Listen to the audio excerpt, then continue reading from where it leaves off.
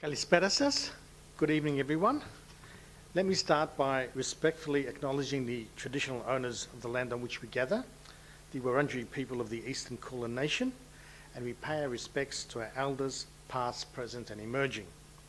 Welcome to tonight's hybrid seminar, which will be delivered by Panayiotis Pantazis. And it'll be on the topic of the Aegean conflict, challenges and implications for peace and security. We're quite honoured to have Panayiotis with us here today. One of the goals of this seminar series is to promote up-and-coming young scholars. So we always welcome when PhD students, especially when they're nearing completion, to come to present to this at the centre. Also, just a bit of information regarding next week's seminars by Stelios Michalopoulos. He'll be on Greek refugees, and the following week on the 11th of August we'll have Stefanos Katsikas talking about Muslim conversions to Orthodox Christianity during the 19th century. This is a seminar planned for mid-July, but the speaker fell ill and we're just rescheduling that sort of a seminar. But enough for me. I'll welcome our colleague Dr. Dimitris Gonis from La Trobe University to introduce the speaker and the topic. Thank you.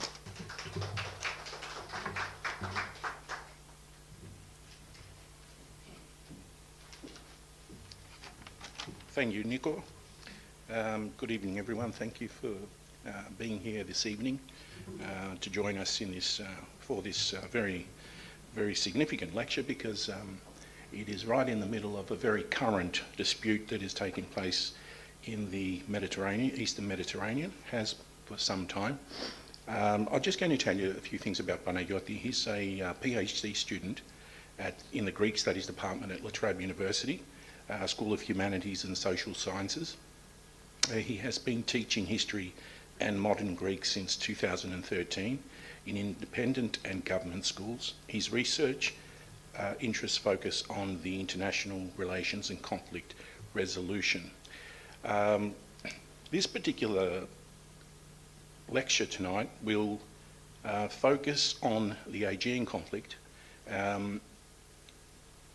It will discuss certain aspects of that conflict, elements such as sovereignty, sovereign rights, and national security. It has caused a lot of tension between Greece and Turkey.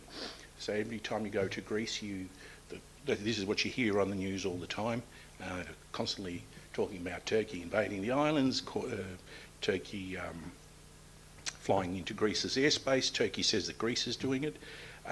This tension has led Turkey to issue a casus belli, in other words, a threat of war over Greece. Greece's intentions to exercise its legal rights according to the United Nations Convention on the Law of the Sea, while both countries have engaged in costly arms race to defend their territories. In this presentation, Panayiotis will discuss the historical background of the Greek-Turkish relations and the reasons that the Aegean conflict has escalated to where it is today. He explores the parameters of the dispute, including the calls for the revision of the Treaty of Lausanne, a very, very interesting point of view, the delimitation of the continental shelf, and the territorial waters between Turkey and Greece. Finally, he discusses the challenges, the implications for peace and security in the Aegean region, but also strategies that can lead to a peaceful resolution. I'm looking forward to listening to Panayiotis' suggestions on that resolution. Please join me to welcome him for tonight's lecture. Thank you, Panayiotis. Thank you very much. Good evening. I would also like to acknowledge the traditional owners of the land on which we are meeting. I pay my respects to the elders, past and present, and the Aboriginal elders of other communities who may be here today. So before I begin, I would like to say a few words about my thesis. So in my thesis, I look into the ideology of Neo-Ottomanism and the Blue Homeland doctrine. I argue that the Turkish government has adopted these two concepts as a guide for its current interventionist foreign policy and plans for regional supremacy. And what you see on the screen there, you can see a map over here of Greater Turkey, and a map of the Mavi Vatan, known as the Blue Homeland. So Neo-Ottomanism envisions Turkey, as you see it here, a regional superpower and powerful global actor, while the Blue Homeland determines Turkey's strategy at sea and draws its territorial waters.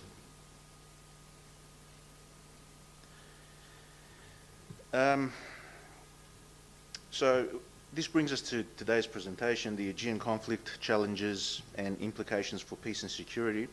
And I will start by discussing the historical background of Greek-Turkish relations following the Treaty of Lausanne in 1923. Then I will explore the reasons that led to the Aegean conflict and its elements, namely the territorial sea, the continental shelf, the exclusive economic zones, national airspace, the demilitarization of the islands in the eastern Aegean Sea, the grey zones, the flight information region, and the search and rescue region. While exploring the parameters of the Aegean conflict, I will be discussing the challenges and implications for peace and security in the Aegean region, but also strategies that can lead to a peaceful resolution of these matters. So, following a Greek-Turkish war from 1919 to 1922, the two countries signed the landmark Treaty of Peace with Turkey, also known as the Treaty of Lausanne, in July 1923. The treaty established their common modern-day borders and inaugurated a period during which the two states would positively seek to ameliorate and normalize their bilateral relations. Indeed, steps were taken that led to a Greek-Turkish rapprochement during the interwar period and the full normalization of Greek-Turkish relations. Several agreements were signed between the two countries. In 1930, Greece and Turkey signed the Treaty of Friendship, also known as the Treaty of Ankara. This treaty settled the remaining disputes that arose from the population exchange following the Greek-Turkish War of 1919-1922 and the value of the properties left behind. The same year we have the Treaty of Neutrality, Conciliation and Arbitration, which ensured neutrality in times of conflict. In 1933, the Greek-Turkish Pact of Cordial Friendship, which guaranteed the inviolability of the two countries' borders and committed them to consult each other on matters of common interest on international problems. And in 1934, the Balkan Pact between Greece, Turkey, but also Romania and Yugoslavia, wherein the four states agreed that in an event of aggression against any of them, they would each guarantee the frontiers of the signatory state against the aggressor, and they would consult with one another in the event of threat to peace in the region. It was indeed a period of very cordial relations, and on the screen you can see there are two images. The first image is the Turkish Prime Minister İsmet İnönü visiting Athens and the Greek Prime Minister Eleftherios Venizelos in 1931. And the second image is again Eleftherios Venizelos, the Prime Minister of Greece, visiting Ankara in 1930, and of course the first President of Turkey, Mustafa Kemal Atatürk. During the Second World War, Turkey seemed to tilt towards Nazi Germany. However, it remained neutral, and it sent humanitarian aid to Greece during the mass starvation of 1941. What you see on the screen is the Turkish cargo ship SS Kurtuluş, which translates as liberation. Kurtuluş carried food to Piraeus, and it was sunk in 1942 due to bad weather while it was carrying 2,000 tons of food to Greece. At the end of the Second World War, and the start of the Cold War, the two countries found themselves in the same ideological camp with a common enemy, communism, the Soviet Union and its satellite states. They both fought at the side of the United Nations forces at the Korean War in 1950, and they became members of NATO in 1952. During the 1950s, the Cyprus problem started to occupy a dominant position on the Greek foreign policy agenda, making it difficult to follow a cooperative policy with Turkey and causing the relations between the two countries to deteriorate. Cyprus was under British rule. The population during the 1950s was approximately 450,000, consisting of 80% Greeks and 18% Turks. For Turkey, it was a national issue, as it was concerned about the security of the Turkish Cypriots. And what you see on the screen is an ethnicity map of Cyprus in 1960. The areas in blue consist of a Greek Cypriot population, while the areas in red consist of a Turkish Cypriot population. And of course, we have some areas with a mixed population. I think it's the color orange. So in 1954, the Greek government applied to the United Nations for the right to self-determination to be given to the people of Cyprus, with the goal of establishing an independent Cyprus. The Greek Cypriots were supporters of the Enosis, namely the political union of Greece and Cyprus, while Turkey pushed for the partition of the island, or Taksim, under which separate Greek and Turkish halves would be transferred to Greek and Turkish sovereignty, respectively. Following a Greek-Turkish civil war, both the Greek and Turkish government accepted the idea of an independent Cyprus, and in 1960, following the Zurich and London Agreement between the United Kingdom, Greece and Turkey, Cyprus attained independence. According to the Cypriot constitution, the President of the Republic would be a Greek Cypriot, while the Vice President would be a Turkish Cypriot, elected by their respective communities. The government would consist of 7 Greek ministers and 3 Turk ministers. Under a Treaty of Guarantee signed in 1960 between Cyprus, Britain, Greece and Turkey, the 4 states undertook to prohibit, so far as concerns them, any activity aimed at promoting, directly or indirectly, either union of Cyprus with any other state or partition of the island, and guaranteed the independence of Cyprus. Further, the treaty provided that if its provisions were violated, the 3 governments would consult with one another.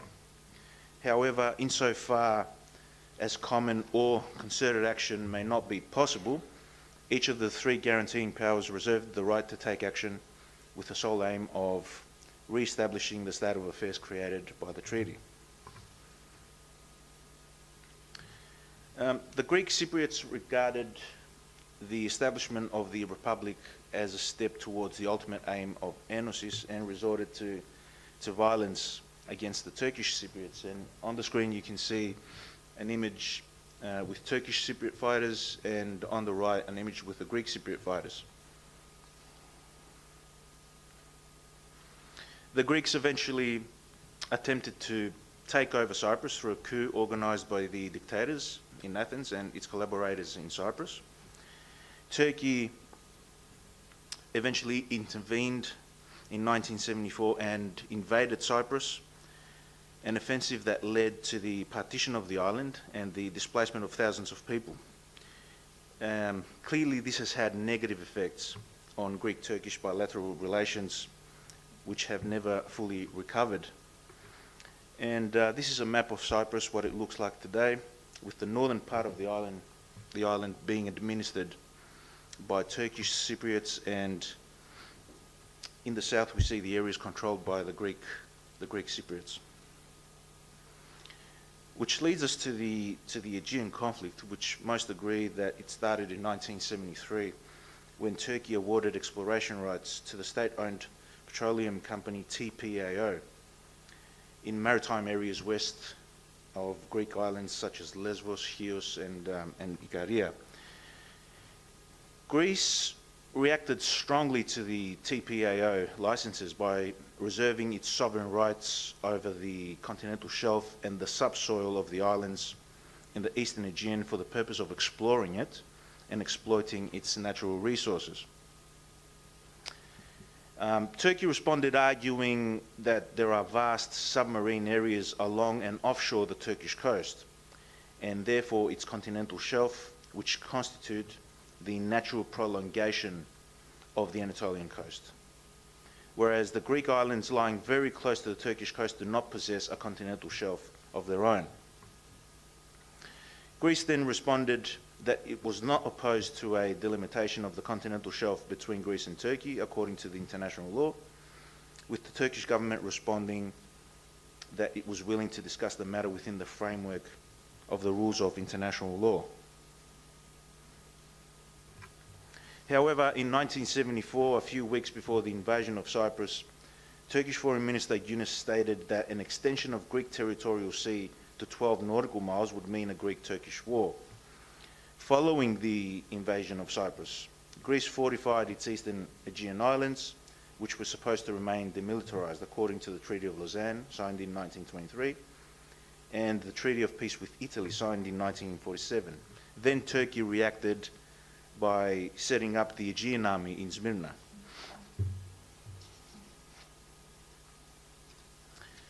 Turkey then formally contested the Athens Flight Information Region, or FIR, in an attempt to extend the Istanbul FIR over half of the Aegean, and this led to the halting of all international flights over the Aegean for 6 years. And these are terms which I'm going to discuss later while I'm exploring the elements of the Aegean dispute individually. The same year, Turkey contested the Greek national airspace as a breach of international law, as Greece had unilaterally extended its national airspace up to 10 nautical miles in 1931, which was something really unique, and I will explain why later. In 1975, Greece made an official proposal to Turkey for joint recourse to the International Court of Justice for the delimitation of the continental shelf. At the start, Turkey reacted positively. However, in March 1975, a coalition government was formed under Süleyman Demirel and Necmettin Erbakan, the two gentlemen in the picture, who argued that the delimitation of the continental shelf should be the outcome of negotiations. And indeed, negotiations between the Greek Prime Minister, Konstantinos Karamanlis, on the right, and Demirel happened in May 1975, and they agreed that any result should be submitted to the International Court of Justice.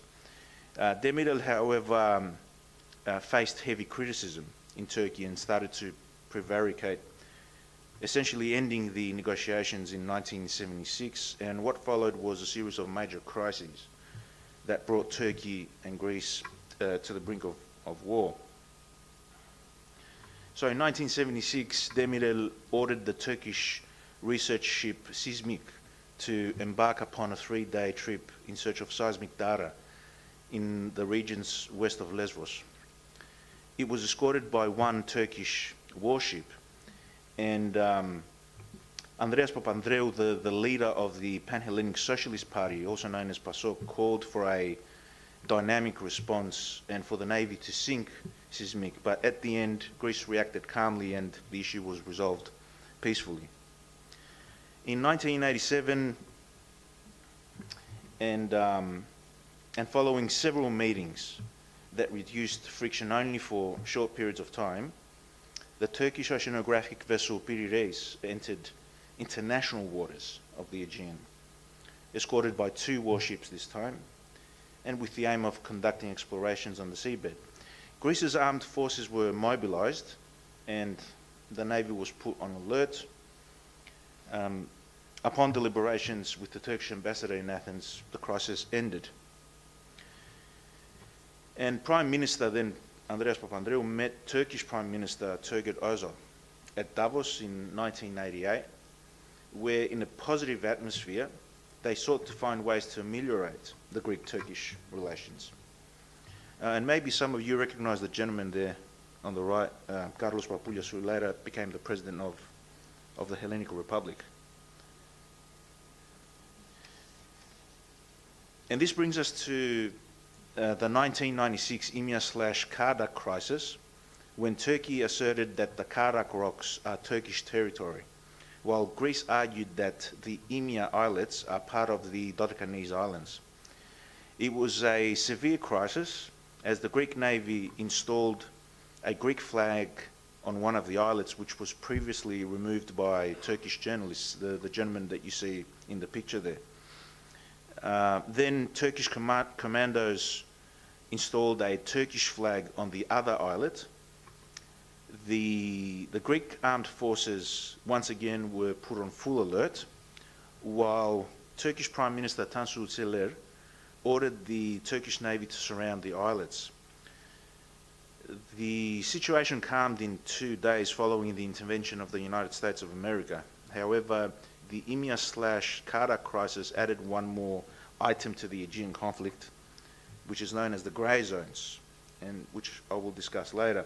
And it led Turkey to issue a casus belli, a threat of war against Greece. The period from 1999 to 2009 is considered a period of rapprochement between the two countries, as Turkey then committed itself to the Europeanization process, namely adopting the European rule of law, and with the hope of eventually joining the European Union and resolving its problems. And you can see the Turkish Prime Minister Recep Tayyip Erdogan meeting with two Greek Prime Ministers, Kostas Simitis at the top and Kostas Karamanlis. This period is also marked by the so-called disaster diplomacy between Greece and Turkey following the catastrophic earthquakes that hit Izmit in northwestern Turkey with approximately 17,000 casualties, and in Athens with 143 casualties in 1999. Greece reacted to the Izmit earthquake by dispatching rescue teams and sending humanitarian aid, while Turkey reciprocated by sending its own rescue teams following the Athens earthquake. Disaster diplomacy contributed to the rapprochement process. Greece shifted its position and started to support Turkey's efforts to join the European Union, while Turkey seemed to embrace the United Nations plan to reunify Cyprus.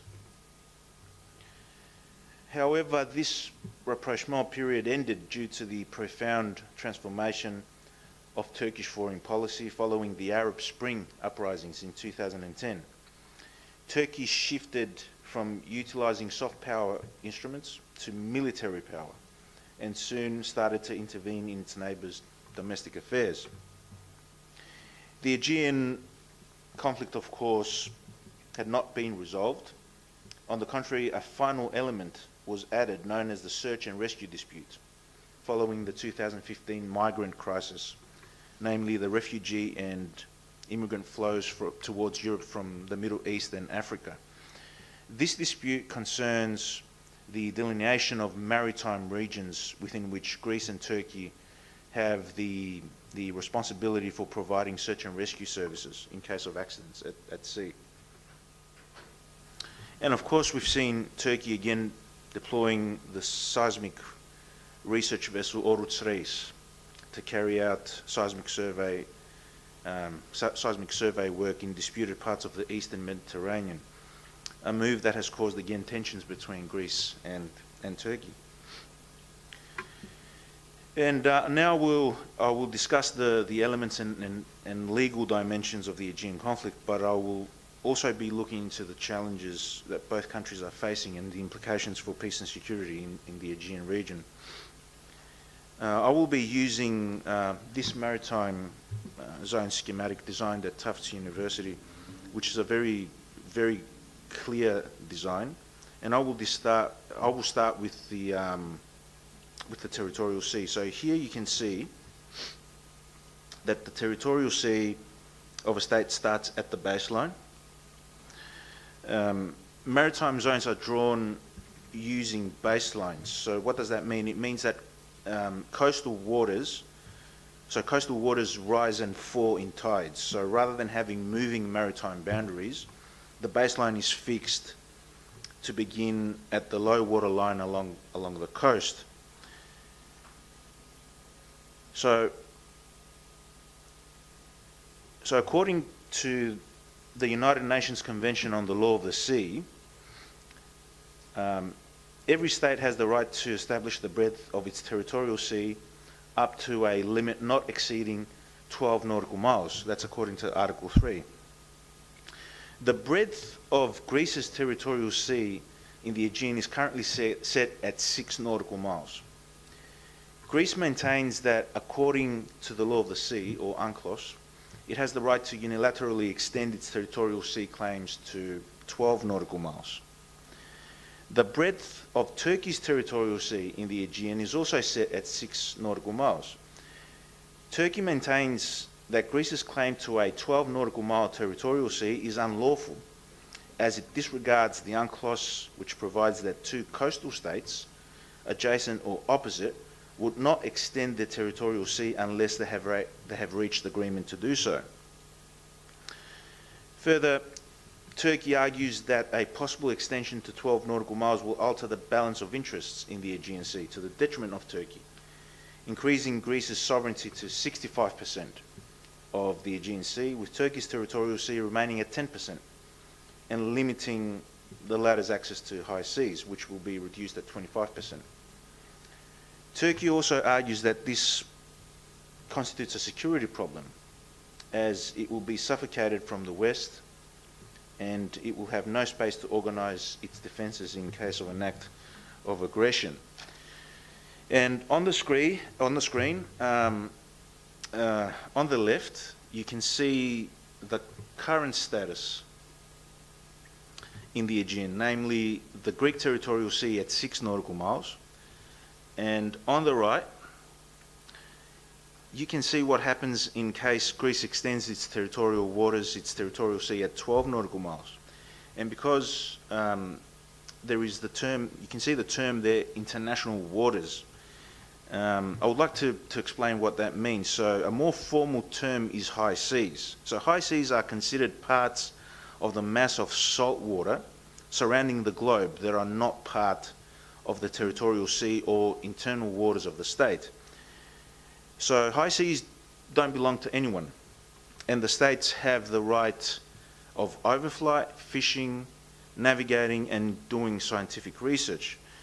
So that's another issue there. Turkey is concerned that that if Greece extends its territorial sea to 12 nautical miles, that freedom of navigation in the Aegean Sea will be impaired. And Greece, of course, says that this cannot happen because, according to the law of the sea, vessels have the right of innocent passage, which means that they can pass through territorial waters as long as they do not threaten the sovereignty of the state. And now I will discuss the continental shelf issue. And again, I'm using the same schematic from Tufts University. So according to the law of the sea, the continental shelf, and here we see the continental shelf down there. The continental shelf of a coastal state comprises the seabed and the subsoil of the submarine areas that extend beyond its territorial sea. So this is where the territorial sea ends, and the continental shelf, and where the continental shelf starts. So they extend beyond the territorial sea throughout the natural prolongation of the land territory to the outer edge of the continental margin, or to a distance of 200 nautical miles from the baselines from which the breadth of the territorial sea is measured.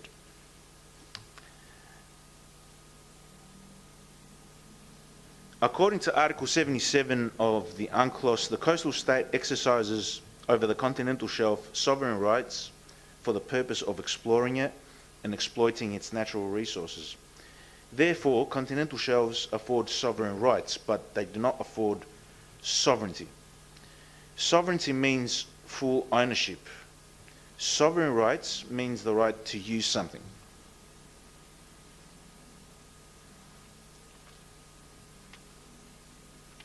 Greece argues that Turkey cannot award exploration rights to its petroleum companies because the areas explored cover Greek continental shelf.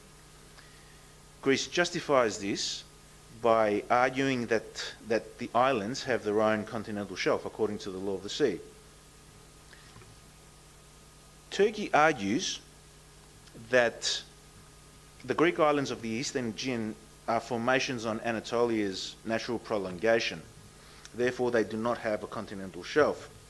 It also argues that there should be a mutual agreement on the delimitation of the continental shelf between the two states so that they both have a continental shelf in the Aegean.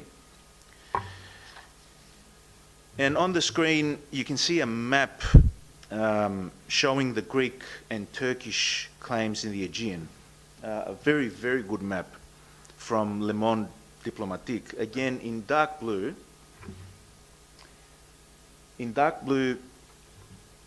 and dark green, you can see the current territorial seas of Greece and Turkey at 6 nautical miles, and what happens if Greece extends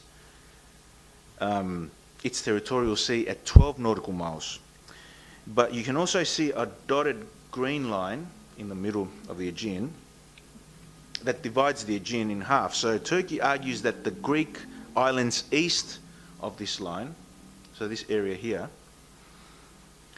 are formations. So these islands are formations on Anatolia's natural prolongation, and that's where Turkey claims the continental shelf. You can also see areas that exist within red dotted lines. So 1, 2, 3, 4. Greece suggests that these are the areas where Turkey can make claims to the continental shelf. It's also called the fingers approach, namely that under this solution, Turkish sovereignty would be recognised over the continental shelf that extends from Turkey's Aegean coast through those 3 or 4 gaps in the eastern Aegean that hug Turkey's coast. And it's an approach that is favoured by the Greeks, and it is an argument that Greece would support it if the two countries were to seek a decision at the International Court of Justice. Which brings us to the exclusive economic zones dispute. And this dispute derives from the continental shelf issue. So, according to the law of the sea, and more specifically Article 55, the exclusive economic zone, which is here, is an area beyond and adjacent to the territorial sea. It does not extend beyond 200 nautical miles from the baselines. According to Article 56, the coastal states have sovereign rights for the purpose of exploring and exploiting, conserving and managing the natural resources. Again, because Turkey argues that the continental shelf should be measured from the continental mainland, and therefore islands don't have a continental shelf, and because the seabed of the Aegean forms a natural prolongation of the Anatolian landmass, then Turkey is entitled to exclusive economic zones up to the median line of the Aegean. And the same map that I used earlier, and which illustrates Turkey's argument, namely that Turkey is entitled to exclusive economic zones up to this dotted green line that divides the Aegean in half.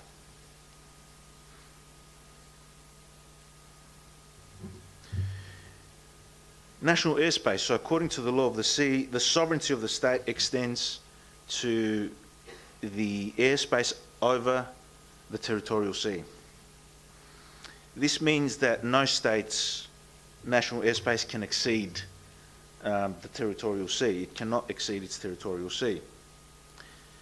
Now, Greece's national airspace is unique because it's at 10 nautical miles instead of 6, which is the current range of Greece's territorial sea. This is because Greece unilaterally extended its national airspace up to 10 nautical miles in 1931. This was not challenged by Turkey at the time. So on the map, on the left this is what Greek national airspace should look like according to the law of the sea, whereas on the right, you can see what it looks like according to a presidential decree in 1931. Naturally, Turkey argues that Greece's claim to a 10 nautical mile national airspace is unlawful and that it reduces the international airspace in the Aegean. It demonstrates its disapproval by sending military aircraft to enter areas between 6 and 10 nautical miles, while it rejects that it is violating Greek national airspace. Turkey also points out that no state recognises the 10 nautical miles regime and that Greeks should not protest that their airspace is being violated when Turkish planes enter it. The issue of the militarisation of the islands in the Eastern Aegean Sea. So the islands in the Eastern Aegean were placed under a demilitarisation statute by the Treaty of Lausanne in 1923 and the Treaty of Peace with Italy in 1947 in order to prevent conflicts from border regions. However, Greece militarised and fortified the islands during the 1960s and, as I mentioned earlier, during the Cyprus crisis in 1974. And on the screen, you can see a map that shows the islands that should be demilitarised in the Eastern Aegean. So in the north, Samothraki and Limnos, and then we have Lesvos, Chios, Psara, Samos, Ikaria, and of course the Dodecanese, the Dodecanissa. Greece argues that it has militarised its islands because the security situation in the region has changed. Further, Greece argues that following the Cyprus crisis in 1974, it was compelled to militarise and fortify the islands for defensive purposes and the possibility of Turkish aggression. Turkey, of course, argues that Greece has violated its treaty obligations and that the fortification of the islands constitutes a security threat. Thus, Greece's case from a legal viewpoint is weak.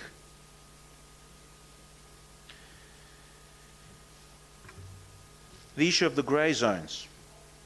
It was in 1996 when Turkey raised this issue, namely that there is a number of islets and rocks in the Eastern Aegean whose status is undetermined. So on the left, again, the map from Le Monde Diplomatique, you can see the area in the red square. This is an area where Turkey rejects Greece's sovereignty over certain islets and rocks. And on the right, there is you can see a more detailed map of this area where you can see the borders established in the border protocol of 1932 between Italy and Turkey. The Dodecanese were under Italian rule, and we can clearly see that the Imia/Karak islets under the letter G with the blue flag, so this is where Imia is, they were clearly on the west side of the border. Subsequently, in the Treaty of Peace with Italy in 1947, those areas came under Greek sovereignty when the Dodecanese were transferred from Italy to Greece. Greece adds to this argument by maintaining that according to the Treaty of Lausanne, all islands beyond 3 nautical miles of the Turkish coastline belong to Greece, except for Imbros, Tenedos, and the Rabbit Isles. Turkey, on the other hand, argues that the Treaty of Lausanne does not refer to rocks or islets. It only refers to dependent adjacent islets, and that the Karak rocks are hardly dependent islets. The Karak islets, or Imia, they are 5.5 miles away from the Greek island of Kalimnos, but 2.2 miles away from the Turkish island of Kavos. Therefore, Turkey argues that they belong to them, to Turkey. The flight information region. I'm going to come back to this map after I explain what a flight information region is, or FIR. So an FIR is an airspace of defined dimensions in which aircrafts are under the control of a single authority, the state, which is responsible for managing the air traffic, providing flight information services and alerting services. So here on the screen you can see the Athens FIR and the two Turkish FIRs, so Istanbul FIR and Ankara FIR. After the invasion of Cyprus in 1974, Turkey formally contested the Athens FIR in an attempt to extend the Istanbul FIR over half of the Aegean. And this led to the halting of all international flights over the Aegean for 6 years for security reasons. Greece argues that according to the International Civil Aviation Organization, or ICAO, the Athens FIR covers the Aegean region to the outer limits of the Turkish territorial sea. This is a decision made in 1952. Greece also rejects any attempt at revising the FIR boundaries, as this could lead to Greek territory being placed under the Turkish FIR. Turkey argues that Greece treats the FIR as a national boundary, implying that international airspace constitutes national airspace and that it fails to uphold its FIR responsibilities. Turkey protests that Turkish military aircraft cannot enter international airspace without submitting a flight plan to Greece, which with serious implications for Turkish security. And Greece knows very well that military aircraft do not need to submit flight plans. And a final element of the Aegean conflict, which was added in 2015, and that is the search and rescue dispute, or SAR. Before I show you this map, I would like to explain what an SAR region is. So according to the ICAO, a search and rescue area is an area of defined dimensions associated with the rescue coordination centre within which search and rescue services are provided. Greece argues that its search and rescue areas coincide with the Athens FIR, the Flight Information Region, designated by an ICAO Regional Air Navigation Agreement in 1952. It maintains that Turkey's search and rescue areas overlap parts of the Athens Flight Information Region, the FIR, presenting a large part of the Greek territory as being within the Turkish search and rescue area. Turkey contends that it offers search and rescue services according to the International Convention on Maritime Search and Rescue of 1979, which provides that a search and rescue region cannot be established unless the parties concerned reach an agreement upon appropriate arrangements under which the equivalent overall coordination of search and rescue services is provided in the area. And on the screen, you can see a map that shows the Turkish search and rescue area, clearly overlapping areas which are part of the Athens Flight Information Region.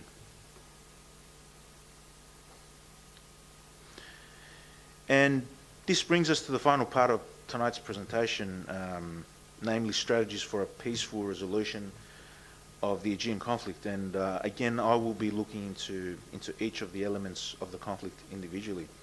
In regard to territorial sea,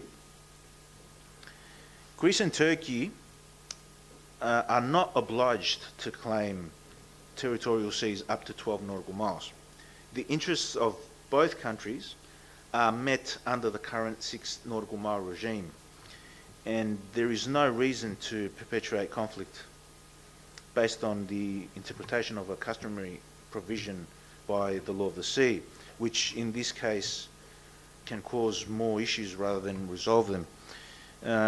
Greece and Turkey can reach an agreement. Alternatively, they can seek an international court decision.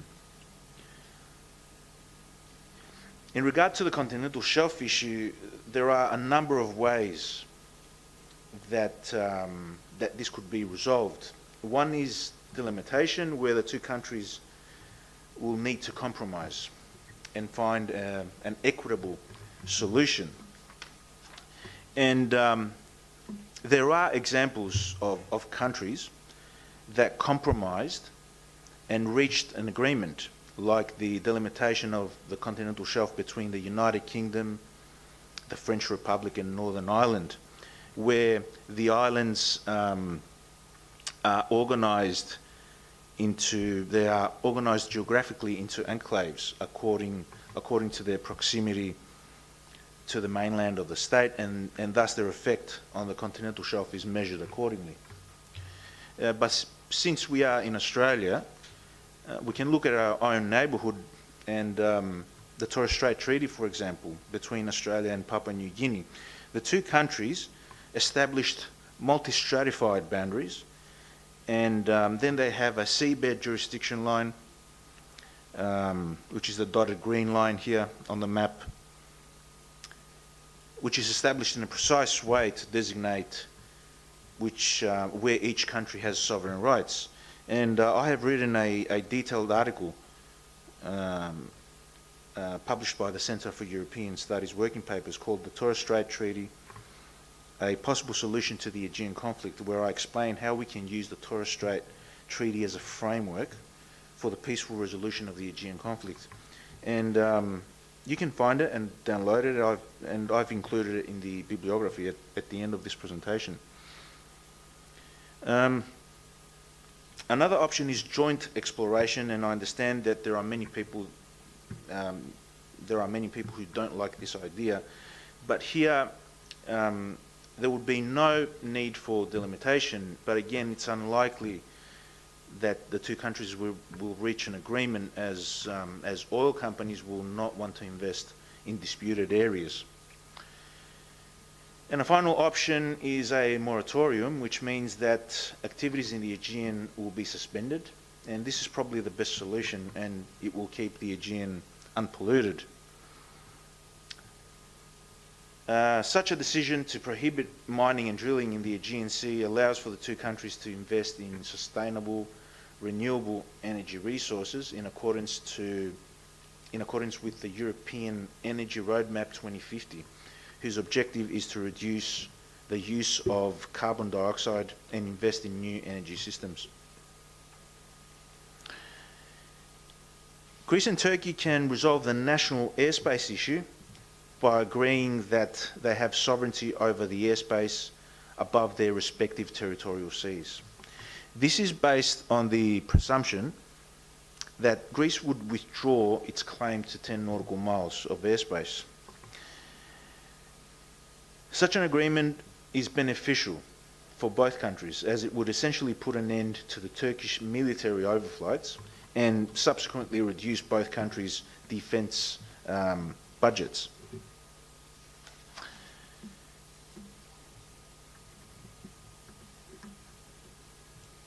In regard to the demilitarisation of the islands, as NATO allies and in goodwill, Greece and Turkey can agree to limit concentration of army personnel and the accumulation of arms to avoid an accidental or incidental armed conflict. It is possible for Greece and Turkey to develop a defence relationship, as they share the same strategic and security interests in the Aegean and the Eastern Mediterranean Sea. Such an agreement or defence relationship would allow both countries to strengthen their bilateral relations, share intelligence, and to deal with threats and challenges in the region, such as terrorism or undocumented immigration flows. In regard to grey zones, Greece and Turkey will need to compromise, as sovereignty over islets, rocks or low tide elevations should not constitute a valid reason to exercise sovereignty politics that can cause tensions. Alternatively, the two countries can agree to strictly abide by the Treaty of Lausanne, which provides that all islands beyond 3 nautical miles of the Turkish coastline belong to Greece, and by the Treaty of Peace with Italy, which has ceded certain disputed areas to Greece, or both countries can seek an international court decision. The flight information and search and rescue disputes. So Greece and Turkey should abide by the decisions and frameworks of the ICAO and the outcomes of the European Regional Aviation Conferences. In regard to the flight information region, it really seems that they have accepted the status quo. However, Turkey still insists that Greece abuses its FIR responsibilities by considering it a national boundary. So I would like to close tonight's presentation with a few concluding remarks. I think that settlement of the Aegean conflict cannot be postponed indefinitely.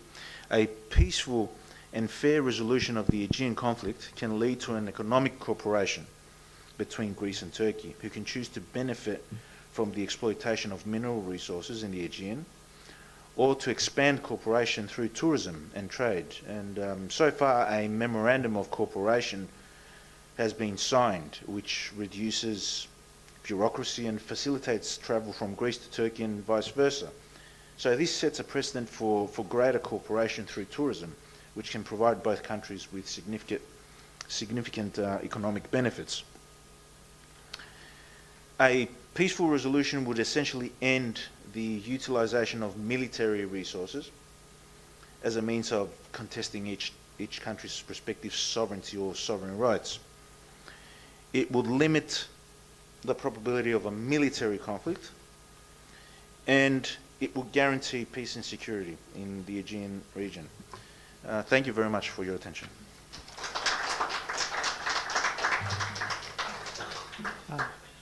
Thank you, Panayiotis, for that very sort of that detailed explanation of those issues. They were expressed with great clarity.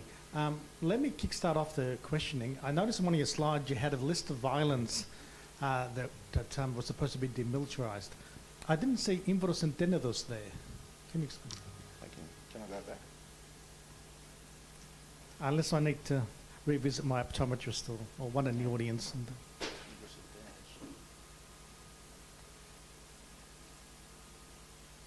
they're only Greek islands, but it was a joint treaty, so.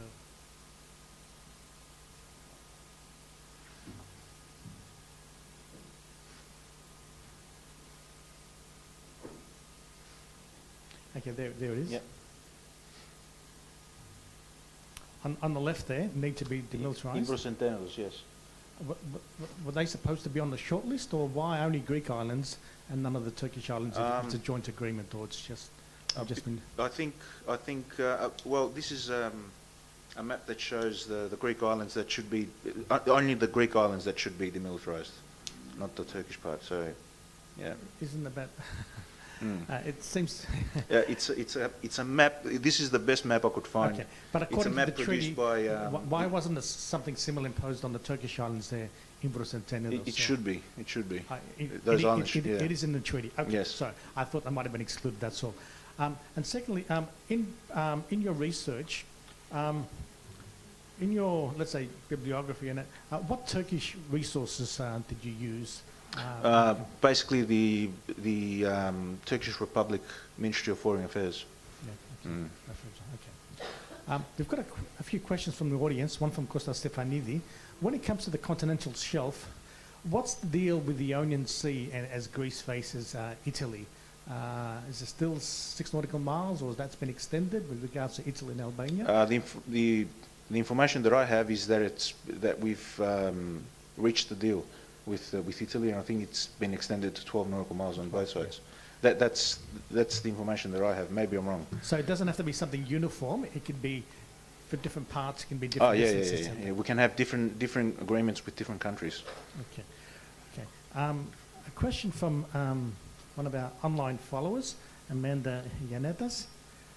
Thank you. A number of peaceful resolution strategies, yet none is prepared to lose something. It's hard to see them compromising. Of the two countries, only one has a history of continued military adventurism, a history of expansion and invasion, and a vision of hegemony in the region. How could Greece trust Turkey under those conditions? I don't know. Takes two to tango, doesn't it? So. How can Greece trust Turkey? I suppose it's all about leaders and leadership and governments. This is outside the scope of my research, to be honest. I'm just looking at the legal dimensions. Yeah, I'm not sure how to respond to that question. Yeah. Okay. Is that a question, sorry, Costa? Okay. By the way, is there questions from the audience here? I'm just looking at the online questions. Pass it on to Mr. Marcos. Well, first of all, may I say, Panayiotis, congratulations to you. I don't think I've heard a more informative and detailed lecture on the Aegean conflict. I certainly learned a lot tonight, there's no doubt about that. And I hope that both the Cypriot community and the Greek community take this on board and disseminate this information to its members. It's a pity that there's not many people around tonight, but there might be some reasons there. 2 questions.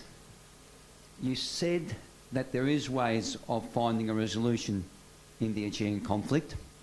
Can you find a resolution without resolving the Cyprus problem? Or is that part of it? Question A, and that's a big question. And the second one is, it might be a little bit out of context, but Turkey is playing a very interesting role these days in regards to the Ukraine matter. Recently we saw Turkey playing the role of a mediator, bringing the Russians and the Ukrainians to Turkey to resolve a few matters there, okay? Will Turkey use this power that it currently has, maybe for its own expansion of geopolitical influence in the Aegean?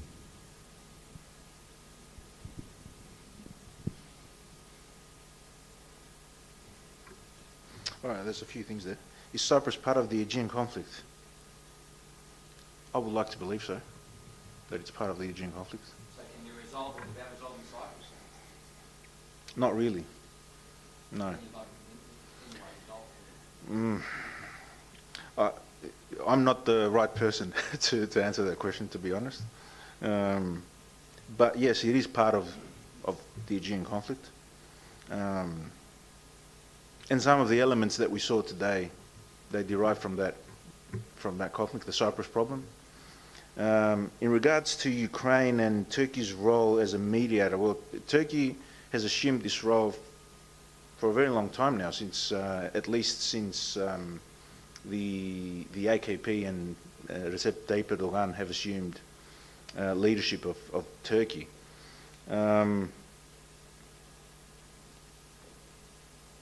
Now, all the rest,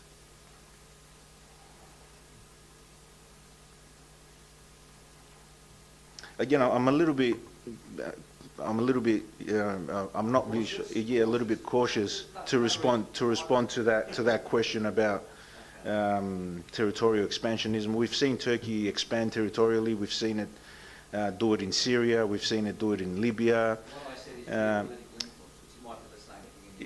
Yeah, that's what I'm saying. It's pretty much the same thing. So we've seen what they're trying to do in Libya. They've sent army there. They've sold guns, and they're trying to support the current regime in Libya. We've seen what they've done in Syria. We see what they're doing in Cyprus. So yes, there is a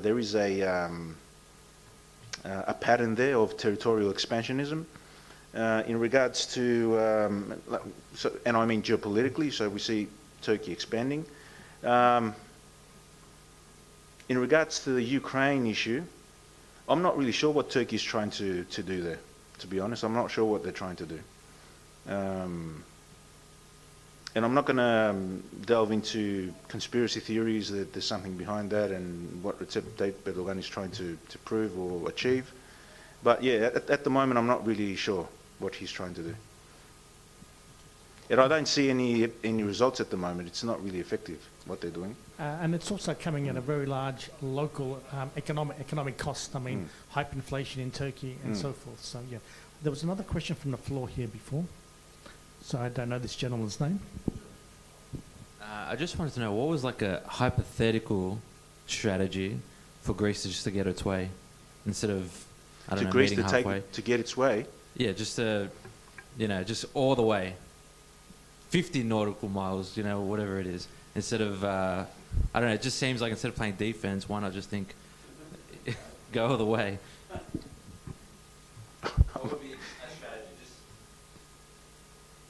To achieve all the goals that Greece has in regards to the Aegean, well, as I explained earlier, it's really a matter of compromising in the Aegean. It's not really. I don't think it's a matter of compromise, because if only the Lausanne Treaty and not certain of the islands, even some of the standards, and you could go where the Montreal region.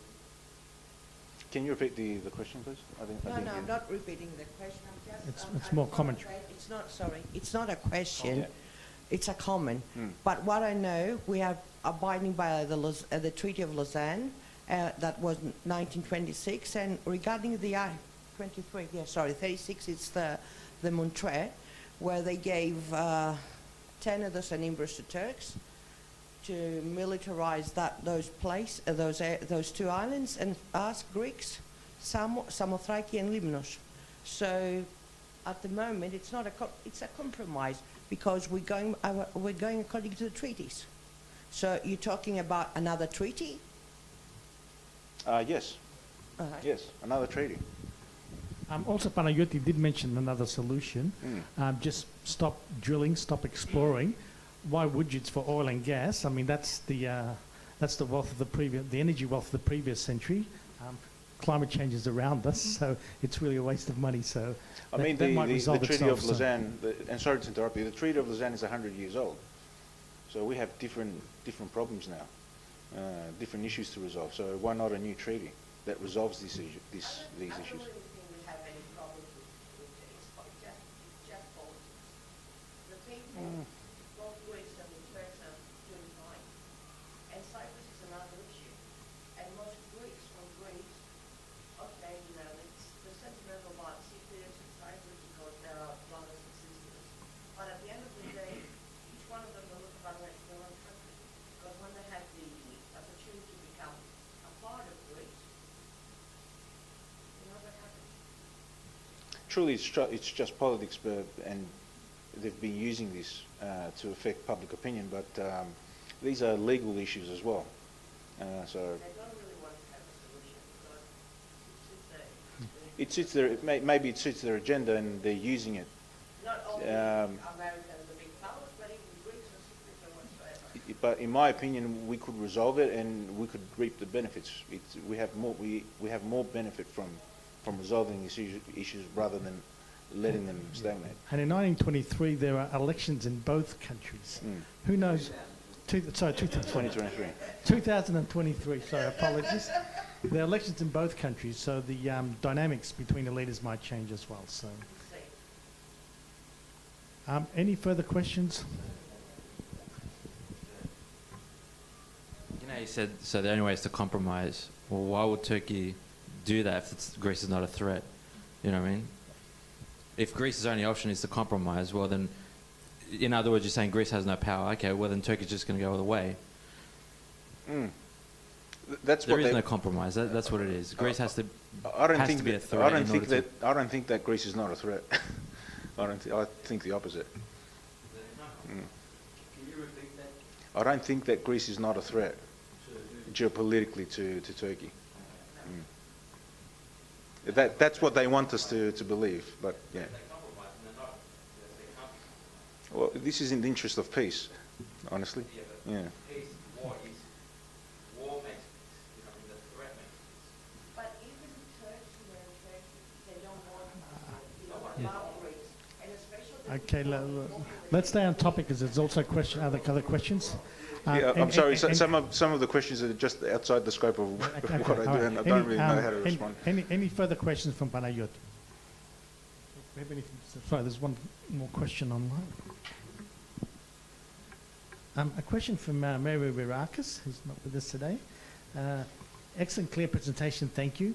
Have steps been made towards taking issues towards international courts in recent years? Who would benefit most, in your opinion? Not really, no. No, so the short answer. Yeah. Okay, one final question before we close. Anyone?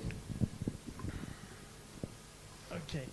If there are no further questions from Panayiotis, a big round of applause, please. And Thank you. Oh, thank you. Thank you very much. Thank you. thank you, and Thank you. best of luck with your thesis submission. Thank you. Okay, thank you, everyone.